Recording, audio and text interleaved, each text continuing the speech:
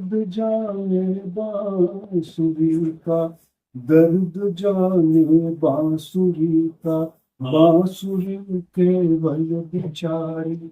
सुने जब आवाज अपनी, सुने जब आवाज अपनी, रोए तब तब बांसुरी। दर्द जाने बांसुरी का, मांग लो की थाप पर भी नहीं झड़ते वे महुए। मांग लो की थाप पर भी अब नहीं झड़ते वे महुए। पतझरों की चाकरी में लग गया मधुमास जब से, संग अब किस ताल में, संग अब किस ताल में आरोह जाए बांसुरी। दर्द जाए बांसुरी का, बांसुरी केवल बेचारी। सुने जब आवाज अपनी, रोए तब तब बांसुरी। दर्द जाए, याद ही नहीं से और नहीं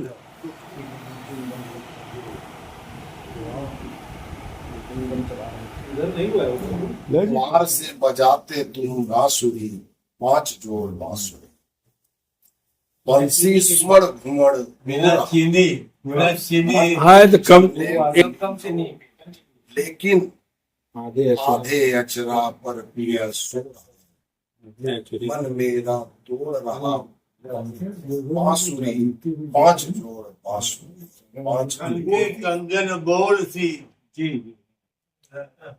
आछी के बाद बहुत दिनों की याद जंगलों की मुझे, जंगलों की सुधी मुझ में ढोल थी।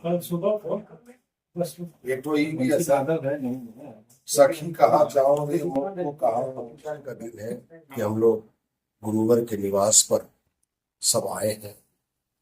प्रोफेसर ताराचरण खवाड़े जी आज देवघर के साहित्यिक गुरु पुरोधा कह सकते, और मेरे बगल में देख रहे हैं ये ठाकुर प्रसाद जी के पुत्र रूप में है, ये राजनारायण सिंह जी हैं, और उनके सहयोगी एक मित्र भी है शैलेंद्र जी। ठाकुर प्रसाद सिंह की देवघर यात्रा पर इन लोगों ने कुछ काम करने का सोचा है कि जब वो आए थे यहाँ पे तो कैसा दिनचर्या रहा, या साहित्यिक गतिविधि में वो क्या काम कर रहे थे, क्या किए। 50 से लेके 52 तक ठाकुर प्रसाद सिंह बतौर प्राचार्य हिंदी विद्यापीठ संस्थान में रहे, और हमको लगता है सैर लोग उनसे प्रेरित हुए। और तो ठाकुर प्रसाद सिंह ने बंसी और मांदन जो किताब आप देख रहे हैं, या कुब्जा सुंदरी उपन्यास, वो हर पटकथा का पृष्ठभूमि यही संथाल करना रहा। उनसे ये भी पूछा गया कि आपने जब सारे दिल्ली की ओर, इलाहाबाद की ओर जा रहा है तो आप इस सुदूर जंगल में क्यों आए। तो साहित्य सेवक स्थान नहीं देखता, अपने कर्मों को देखता है। ठाकुर प्रसाद सिंह के किए हुए कार्यों का यही मूल्यांकन हम समझ सकते हैं। उन्होंने कई विषयों पर काम किया, खासकर कविता पक्ष और उपन्यास, कहानी, आलोचना। कोई ऐसा चीज नहीं था जो कि वो बंद हुआ, खुलता गया। बनारस बहुत समृद्ध जगह रहने के कारण देवघर में काम कम हो गया, कुछ कुछ रचनाओं का संग्रह मात्र रह गया। यहाँ तक कि विशेषांक भी एक बनता रहा है विद्यापीठ में कई व्यक्तित्व पर, उनसे भी वो अभी तक महरूम और वंचित हैं। जो एक दुखद पक्ष मैं कह सकता हूँ बतौर संपादक हिंदी विद्यापीठ पत्रिका। आने वाले कल में ठाकुर जी पर एक ऐसा काम हो और गुरुवर के देख रेख में हो जाए तो हम लोग समझेंगे कि उनकी साहित्य साधना पर पूर्ण विराम तो नहीं, एक साहित्यिक तर्पण जरूर ठाकुर प्रसाद जी का होगा, इसका पूरा विश्वास रखते हैं। जी हाँ। रंग जामुनी याद तुम्हारी खन के कंगन बोलती, बहुत दिनों के बाद जंगलों की सुध मुझ में डोलती। ओह, मस्त हो जाते रंग जामुनी।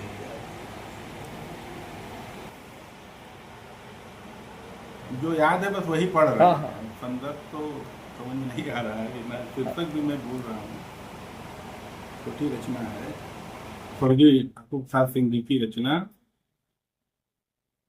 मन बन मन में गए खो गए, द्वार बनेंगे झूले, ताल बनेंगे आंगन, कुचले नाग फनी सा तन मन, बीन बजाता फागुन।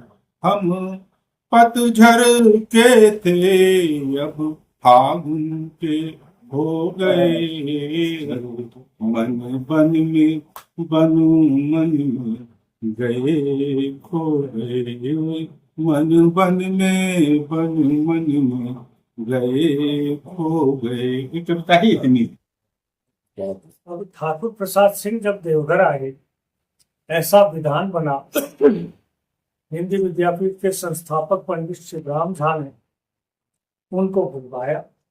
वो एमए पास करके यहाँ पर आए और जिस तरह मनोविनोद को उन्होंने अपनी जिंदगी का हिस्सा बना लिया था, तो एक ऐसा मजाक उनके साथ हुआ कि उन्होंने जसीडीह से देवघर आकर के कहा कि विद्यापीठ ले चलो। रिक्शा वाला उनको ले गया रामकृष्ण मिशन विद्यापीठ, और उन्होंने इतना बड़ा हाथा देखा तो रिक्शा वहीं रोक दिया, और इस भाव से कि मैं इसी संस्थान का प्राचार्य बनकर आया हूँ, वो 2 घंटे परिसर में घूमते रहे, सब जांच परख करके देख करके जब वो दफ्तर गए और कहा कि भाई मुझे यहाँ से नियुक्ति पत्र गया है, ये है, तो उन लोगों ने समझाया उनको कि नहीं नहीं, ये तो बंगला विद्यापीठ है रामकृष्ण मिशन, सो ये हिंदी विद्यापीठ में आपकी नियुक्ति हुई है। तो थोड़ा धक्का तो लगा, लेकिन सोचा कि हिंदी विद्यापीठ इससे और अच्छा नहीं हो, ऐसा भी नहीं हो, थोड़ा खराबी हो तो क्या हर्ज है। और कल इन लोगों को मैं ले गया अपने साथ मातृ मंदिर स्कूल जहां पर था पहले, वहीं पर गोवर्धन साहित्य महाविद्यालय चलता था, उसी प्रेस में वहां एक साहित्य प्रेस भी था। लेकिन वो जब आए, अब रामकृष्ण मिशन से आकर के हिंदी विद्यापीठ में आए तो कैसा लगे किसी व्यक्ति को, लेकिन वो अपनी धुन के इतने पक्के थे और काम करने में इतने लचीले थे कि उन्होंने 1950 में जो अखिल भारतीय कवि सम्मेलन किया यहाँ पर, जिसमें शंभुनाथ सिंह से लेकर 51 में शंभुनाथ सिंह से लेकर के अज्ञेय तक आए, और अज्ञेय बरामदे में ठहरे हुए थे, लोग ठहर जाते थे। हॉल में 4 आदमी टिक गए, एक कमरे में 2 आदमी है, बरामदे में है, तो अज्ञेय अपना टहल रहे थे। तो एक कार्यकर्ता पूछ रहा है कि और कौन आया है, तो फलाना आए हैं, फलाना आए हैं, और कौन, अज्ञेय आए हैं। अज्ञेय कौन है भाई, दूर। ये अज्ञेय जो है ना, कार्यकर्ताओं में आपस में बात हो रही है दीवार के इस पर, कि अपने को भजता है ये प्रयोगवादी कवि। और 40 इंच मोटी दीवार के इस पार से अज्ञेय सुन रहे थे कि भजता है अपने को प्रयोगवादी कवि। अब अज्ञेय जी जब मंच पर खड़े हुए तो 1 मिनट मौन हो गए। और उसके बाद उन्होंने कहा कि आप लोग तो जानते हैं मैं प्रयोगवादी कवि हूँ, ये मेरा नया प्रयोग था, ये मेरा मौन कविता पाठ था। और ये ने कविता पढ़ी ही नहीं।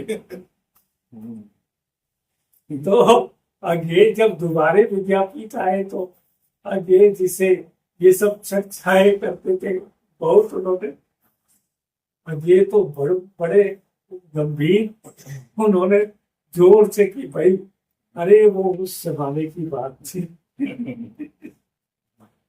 तो यहाँ पर ठाकुर प्रसाद सिंह हिंदी विद्यापीठ में नंद दुलारे वाजपेयी को ले आए, उस समय के प्रख्यात आलोचक, और डॉक्टर राजेंद्र प्रसाद को ले आए। और हिमांशु जी ने देखा है वो मोटिफाइड सबसे किस तरह से कवि जो होता है और साहित्यकार जो होता है ना, अस्त व्यस्त होता है, चीजों को कहाँ समेट करके रखता है। ठाकुर बाबू अपनी चीजें कहाँ समेट करके रख पाए, लेकिन इस तरह से दुरुस्त तारीख दर तारीख किससे बात हो रही है, फिर उसने जवाब दिया, फिर रिफ्यूजल दिया, फिर स्वीकारोक्ति, सब एक जगह जमा करके सबका इंतजाम करना, सबसे हिल मिल करके रहना। और ठाकुर बाबू कहीं भी किसी भी चीज में लगे हुए रहते थे। और उस समय यहाँ पर समीर जी और शंभुनाथ बलिया से मुकुल, ये दोनों लिख पढ़ रहे थे, आपस में प्रतिस्पर्धा कर रहे थे, एक ही जगह रह रहे थे। लेकिन ठाकुर प्रसाद सिंह जी जब आए यहाँ तो अचानक यहाँ पर इतने लोगों को अपने साथ उन्होंने किया कि कोई पत्रकार बन गया, कोई गीतकार बन गया, कोई कहानी लेखक बन गया, सब कुछ न कुछ करते रहे। और जो कुछ नहीं करते थे वो भी रोज उनकी बैठकी में बैठते रहे कि भाई बड़ा मजा आता है। ठाकुर बाबू जब कमेंट किसी के ऊपर करते हैं, किसी के ऊपर कमेंट करते थे कि तुम्हारा गला तो बहुत अच्छा है, अरे लिखो इसकी तरह, और नहीं तो फिर मंदिर में जाकर के वहां भजन कीर्तन करना, आजीविका तो चल ही जाएगी। इस तरह के कमेंट करके लोगों को तैयार कर रहे थे। और ठाकुर बाबू ने जो लिया यहाँ से, आप ही ने बतलाया कि उनका जो अंतिम भाषण था सर जी,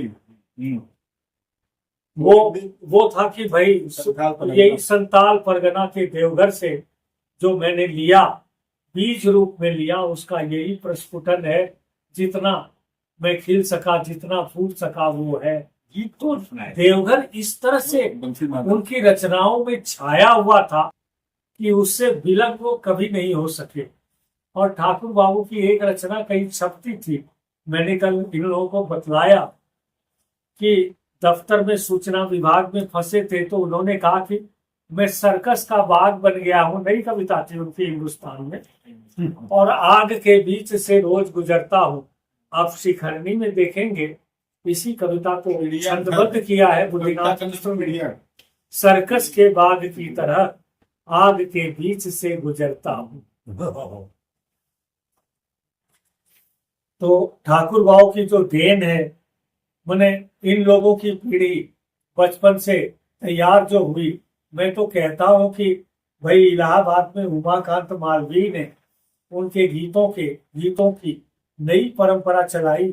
और देवघर में, संताल परगने में, या संयुक्त बिहार और झारखंड में हम लोगों के गुरुजी तारा बाबू इस विधा को आगे बढ़ाते हुए ले गए। हम लोग किसी तरह टुकढुम उसको पकड़ करके चल रहे कि हम लोग भी इन्हीं की शिष्य परंपरा में है, हम लोग इनके शिष्य होने जोगी भी तो नहीं है।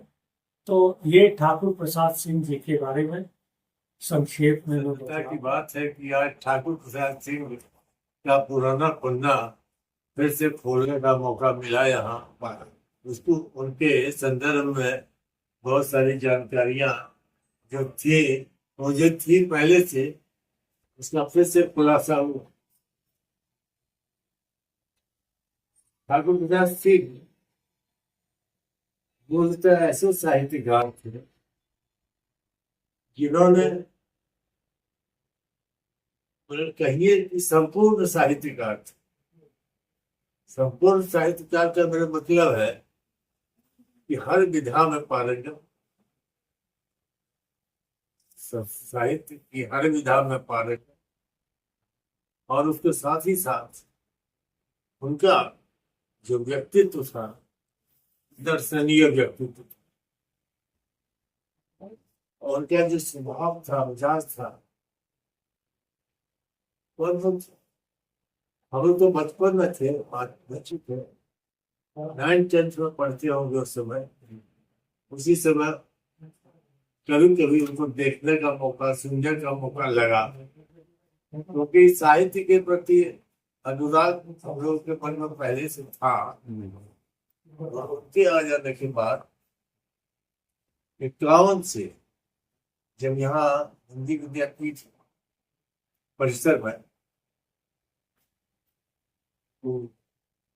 उन्होंने ऑल इंडिया, पूरे हिंदुस्तान के लोगों को बुला कर, विद्वानों को बुला करके गद्य पद्य हर विधा में विभिन्न चर्चाएं हुई, कविताएं सुनाई, नए नए जो ट्रेंड उस समय चल रहे थे कविता के, साहित्य के, उस सब से उन्होंने परिचय कराया इस देवघर को।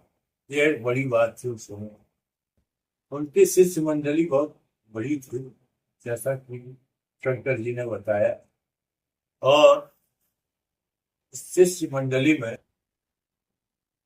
कुछ विलक्षण साहित्यकार भी निकले, जिसमें दुर्गा प्रसाद खवाड़े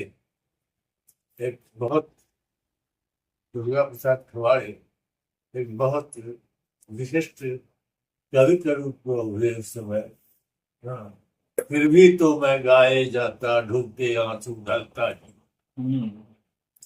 उन्हीं के शिष्य थे वो। फिर भी तो मैं गाए जाता, ढूंढते आंसू ढलता, पीड़ा का पत्थर प्राणों पर, लेकिन गीत नहीं दब पाए। पीड़ा का पत्थर प्राणों पर, लेकिन गीत नहीं दब पाए। जितनी बार बसकता अंतर, उतनी बार अधरने लगे।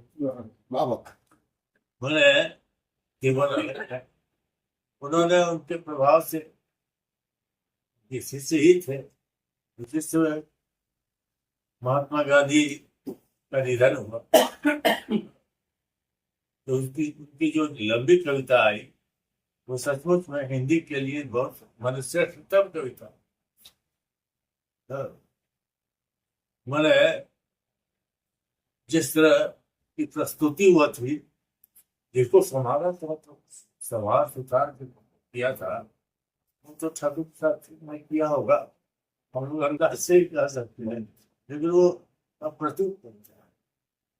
ठाकुर प्रसाद सिंह ने स्वयं ही मैंने बापू जी बात रचनाएं की। तो इस तरह से उन्होंने देवघर को एक ऐसा वातावरण दिया जिसने कि यह जाना कि नई विधाओं में, नई तर्ज पर कैसा लिखा जा सकता है, किस तरह की रचनाएं होती है हिंदी में और होनी चाहिए। वैसे ठाकुर प्रसाद सिंह के संदर्भ में आज यहाँ चर्चा हुई, मेरे यहाँ सौभाग्य की बात है, और आप लोग काशी से आकर के उनके भतीजे, बड़ी खुशी की बात है। और वो शिष्य परंपरा में है, ऐसे जो उनकी सबको मुझे बहुत खुशी हो रही है कि आप लोगों से भेंट हुई, मुलाकात हुई, और ये चर्चाएं हुई, यहाँ कविता पाठ है, हमारे साथियों ने, आप लोगों ने मिल करके मुझे प्रसन्न किया। पता मुझे इतनी सारी स्थिति है, तो बहुत बहुत इसके लिए आप लोगों को धन्यवाद कि आप आए, और साहित्य के लिए ये सांझ, बहुत साहित्य चर्चा के लिए सांझ, समझियों में